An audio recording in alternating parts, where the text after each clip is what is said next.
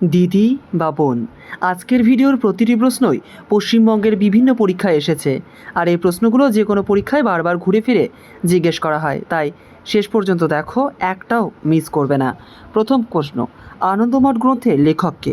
আনন্দমঠ গ্রন্থের লেখক হচ্ছে অপশন ডি, বঙ্কিমচন্দ্র চট্টোপাধ্যায়।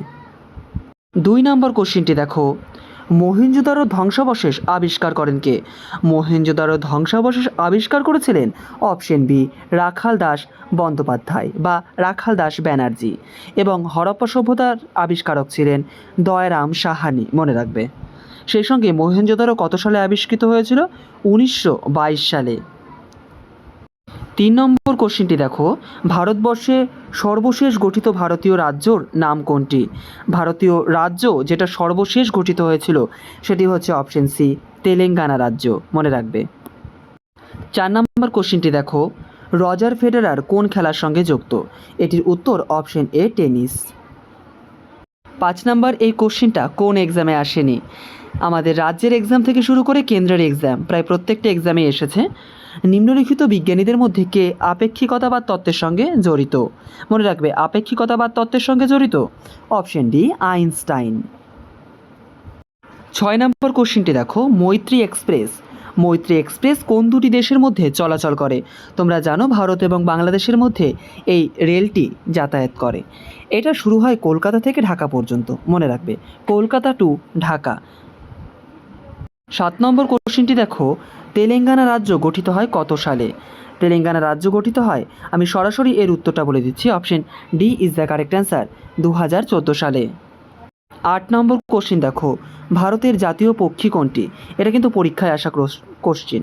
এটির উত্তর কী হবে? অপশন এ, ময়ূর। এবার আমি এখানে ছোট্ট একটা কথা বলতে চাই। অনেকের কাছে মনে হতে পারে যে আগের ভিডিওতেও যে কোশ্চেনগুলো ছিল এখানেও কিছু কিছু কোশ্চেন রয়েছে। তো এর একটাই কারণ যে এই কোশ্চেনগুলোকে বারবার ঘুরিয়ে ফিরিয়ে বিভিন্ন এক্সামে জিজ্ঞেস করা হয় বলেই কিন্তু রিপিট হচ্ছে। আমি কোনো কোশ্চেনকে কিন্তু ইচ্ছাকৃতভাবে রিপিট করিনি। তারপরে দেখো 9 নম্বর কোশ্চেন, কোন জাতীয় নেতা 2014 সালে মরণোত্তর ভারতরত্ন সম্মানে ভূষিত হয়েছিলেন? মনে রাখবে, 2014 সালে যাকে ভারতরত্ন পুরস্কার প্রদান করা হয়েছিল তিনি হলেন অপশন ডি, মদন মোহন মালব্য। 10 নম্বর কোশ্চেনটি দেখো, খুব একটা মজাদার কোশ্চেন। সেটি হচ্ছে, গ্রীষ্মকালীন বড়দিন বা ক্রিসমাস পালিত হয়, অর্থাৎ গরমের দিনে ক্রিসমাস পালিত হয় কোন দেশে? এটির উত্তর হচ্ছে অপশন সি, অস্ট্রেলিয়াতে গরমের দিনে কিন্তু বড়দিন বা ক্রিসমাস উৎসব পালন করা হয়। যারা আমার সঙ্গে শুরু থেকে আজকের ভিডিও পর্যন্ত দেখছো, তারা আশা করি এই প্রশ্নটা অনেকবার দেখেছো। আসল কথা, এই প্রশ্নটা অনেক পরীক্ষায় জিজ্ঞেস করে, এবং আজকে আমি যেই কোশ্চিনটা বা যেই পরীক্ষার কোশ্চিন তোমাদের করাচ্ছি সেখানেও জিজ্ঞেস করেছিল, রাতকানা রোগ হয় কোন ভিটামিনের অভাবে? এটা মনে রাখবে, অপশন বি, ভিটামিন এ। যেমনই সহজ তেমনই খুব ইম্পর্টেন্ট, মনে রাখবে। 12 নম্বর কোশ্চেনটি দেখো, যে ক্যারিজ হলে আপনি কোন চিকিৎসকের কাছে যাবেন? ক্যারিজ হলে আপনি কার কাছে যাবেন? Option D is the correct answer, ডেন্টিস্টের কাছে যাবেন। 13 নম্বর কোশ্চেনটা দেখুন এবং নিজেরাও কিন্তু উত্তর করুন। এটা যেহেতু কোনো লাইভ ক্লাস না, সেই কারণে কিন্তু আমি আলাদা করে তোমাদেরকে উত্তর দেওয়ার জন্য কোনো সময় দিচ্ছি না। ক্যাঙ্গারু কোন দেশের প্রতীক? ক্যাঙ্গারু কোন দেশের প্রতীক? এটা মনে রাখবে, অস্ট্রেলিয়ার প্রতীক হচ্ছে ক্যাঙ্গারু, মনে রাখবে। 14 নম্বর কোশ্চিন, টোফু কী থেকে তৈরি হয়? এটা মনে রাখবে, কী থেকে বলো? তুমিও আমার সঙ্গে সঙ্গে কিন্তু উত্তরটা দেবে।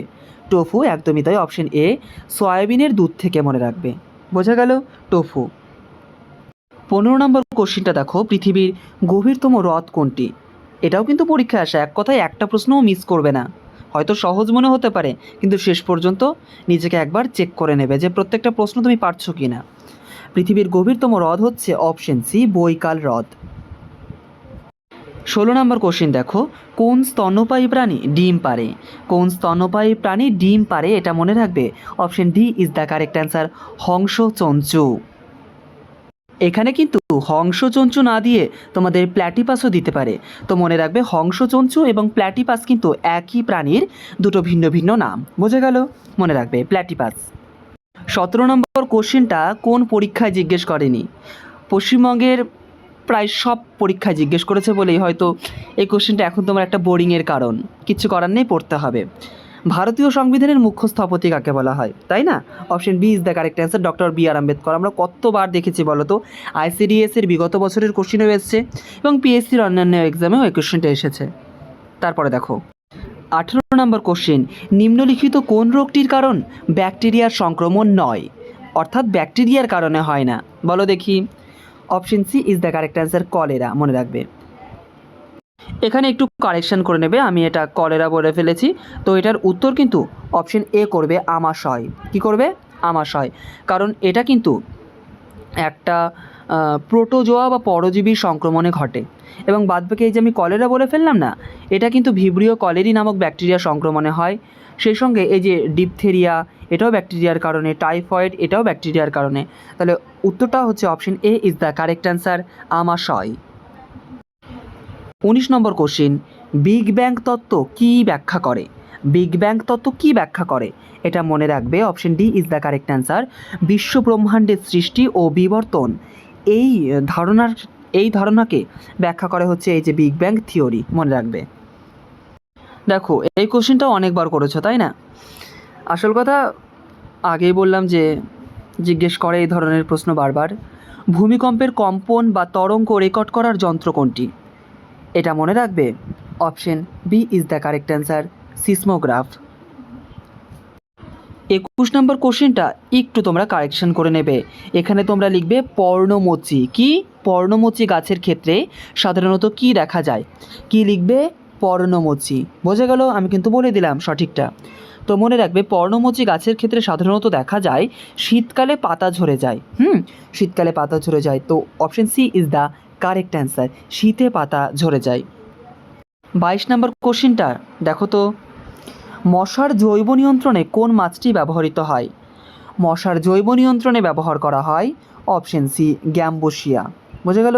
গ্যাম্বোসিয়া মাছটি ব্যবহার করা হয়, মানে জলে ছেড়ে দেওয়া হয়। খুব ইম্পর্ট্যান্ট এবং খুব গুরুত্বপূর্ণ একটি প্রশ্ন, যে ভোপাল গ্যাস দুর্ঘটনার জন্য দায়ী এই যে গ্যাসটা, মনে রাখবে মিগ গ্যাস, MIC এর পূর্ণরূপ কি? এর পূর্ণরূপটি হচ্ছে, মনে রাখবে, methyl isocyanate. Option A is the correct answer. বোঝা গেল? তোমরা আশা করি অনেকেই জানো যে 1984 সালে মধ্যপ্রদেশের ভোপালে এই বিস্ফোরণটা হয়েছিল, অর্থাৎ বিস্ফোরণ না, এই গ্যাস দুর্ঘটনাটা হয়েছিল 1984 সালে। মনে রাখবে, কিন্তু এই সাল দিয়েও কিন্তু অনেকবার পরীক্ষায় জিজ্ঞেস করেছে। সেন্ট্রালের এক্সামে বেশি জিজ্ঞেস করে এটা, স্টেটের এক্সামেও জিজ্ঞেস করেছে। তারপরে দেখো 24 নম্বর কোশ্চিন, নিচের কোনটি গ্রিন হাউস গ্যাস নয়? নিচের কোনটি গ্রিন হাউস গ্যাস নয়? তোমরা আশা করি বুঝতে পেরেছো, গ্রিন হাউস গ্যাস নয় হচ্ছে option B is the correct answer, hydrogen. অপশানে বেশিরভাগ ক্ষেত্রে হাইড্রোজেন অক্সিজেন দিয়ে তোমাদের এই কোশ্চেনটা করে, তো মনে রাখবে হাইড্রোজেন অক্সিজেন কিন্তু গ্রিন হাউস গ্যাস নয়। বাদবাকি methane, nitrous oxide, carbon die oxide এই তিনটেই কিন্তু গ্রিন হাউস গ্যাস। দেখো এই কোশ্চেনটাও অনেক পরীক্ষায় জিজ্ঞেস করে, playing it my way. Playing it my way, এটার উত্তর কিন্তু আমি দিব না, এটার উত্তর তোমাকে দিতে হবে। 25 নাম্বার দিয়ে তুমি এটা কমেন্ট করবে। আর তুমি যদি না জানো সাপোজ, তখন কি করবে, একটু গুগল করে সার্চ করে দেখে তারপরে কমেন্ট করবে। এতে কি হবে, তুমি দেখছো এবং তুমি লিখছো, তোমার এখানেই জিনিসটা মনে থেকে যাবে। সেই কারণেই তুমি এই কোশ্চেনটা দেবে। তারপরে দেখো 26 নম্বর কোশ্চেন, রাজ্য সরকারের মন্ত্রীরা যৌথভাবে কার কাছে দায়বদ্ধ? মনে রাখবে, এই যে এক কথায় রাজ্য সরকারের যে মন্ত্রীরা, এরা কার কাছে দায়বদ্ধ থাকে? Option B is the correct answer, বিধানসভার কাছে। বিধানসভার কাছে দায়বদ্ধ থাকে। 27 নম্বর কোশ্চেনটা দেখো এবং নিজেরা উত্তর করার চেষ্টা করো। 27 নম্বর কোশ্চেনে কী রয়েছে, মোহনবাগান ক্লাব ব্রিটিশ দলকে হারিয়েছিল কোন সালে? আমি অপশানগুলো দেখানোর চেষ্টা করছি। দেখো প্রথমেই এখানে দুটো অপশান আছে এবং পরের পৃষ্ঠায় দুটো অপশান আছে, তো আশা করি উত্তর এবার দিতে পারবে।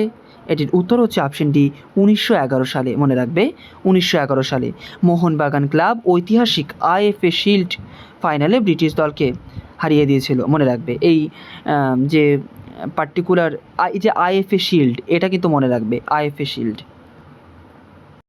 28 নম্বর কোশ্চিন, আজকের ভিডিওতে প্রায় 37টা বিভিন্ন পরীক্ষায় জিজ্ঞেস করা কোশ্চিন রয়েছে, তো শেষ পর্যন্ত দেখবে। নিচের কোনটি রবি শস্য? নিচের কোনটি রবি শস্য?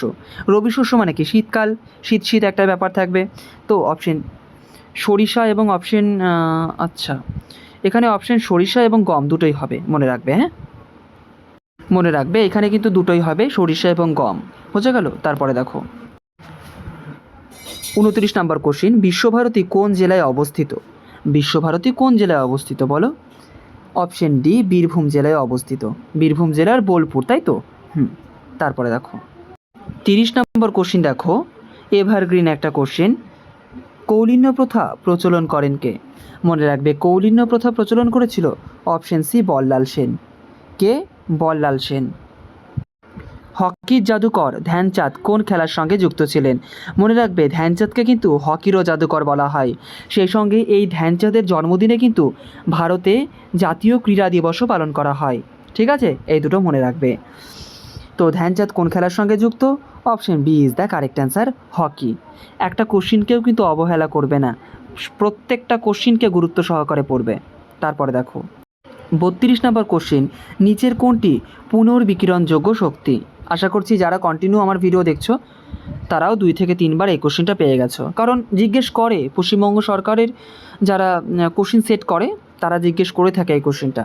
তো এটার উত্তর হচ্ছে option D is the correct answer, সৌরবিদ্যুৎ। এখানে সৌরবিদ্যুৎ না দিয়ে কিন্তু বায়ু শক্তিও দিতে পারতো, বা অন্যান্য যে পুনর্বিকিরণযোগ্য শক্তিগুলো রয়েছে সেগুলোও কিন্তু দিতে পারতো।